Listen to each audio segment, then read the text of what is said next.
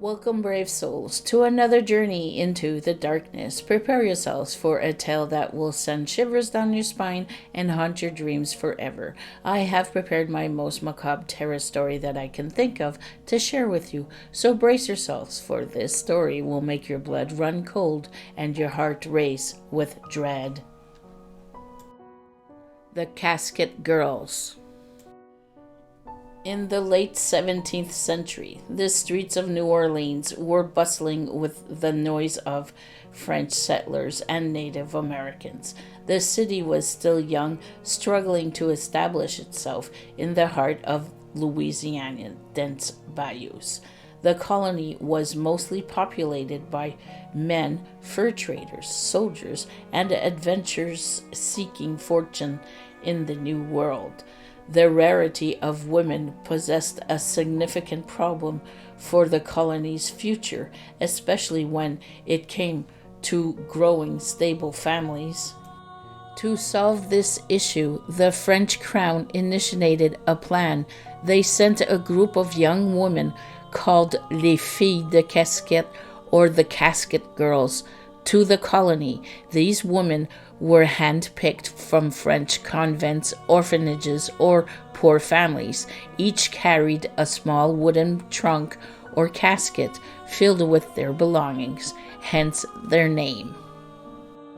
The year was 1699, and a ship carrying the first Casket Girls sailed into the port of New Orleans. The people of the colony eagerly awaited, hoping these women would become brides for the men and help civilize the wild land. As the ship docked, the girls, draped in modest gowns and cluttering their small caskets, stepped off the vessel.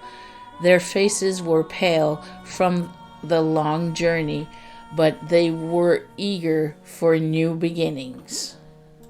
The Ursuline convent was their destination, where they would stay until married off to suitable husbands.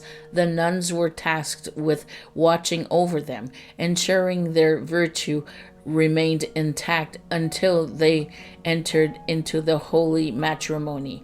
But as time went on, strange rumors began to swirl among the locals. The convent was located on a high ridge, its windows always tightly shut. At night, those who lived nearby claimed to see the shutters fly open despite the absence of wind, and strange shadows would flit across the walls. A chill often hung in the air around the building, even when it was the warmest summer nights. The Casket Girls themselves were rumored to have brought something more sinister with them, though their wooden chests were said to contain only their clothes and personal items.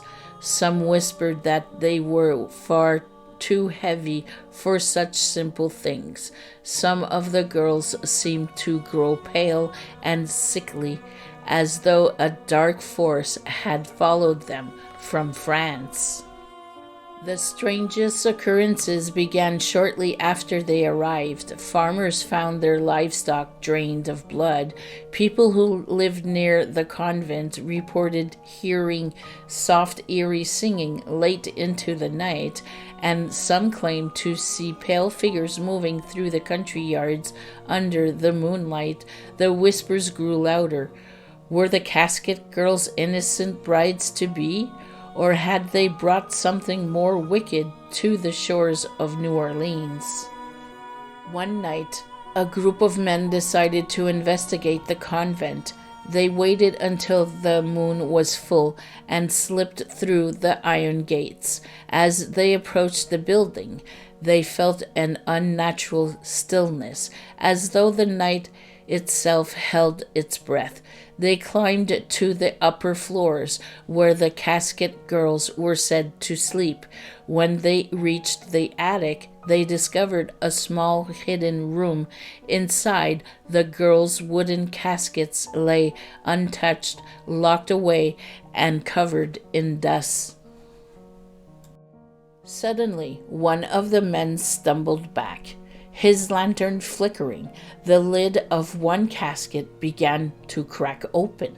A cold gust of air blew through the room, snuffing out their light, and in the darkness they heard a low, raspy whisper.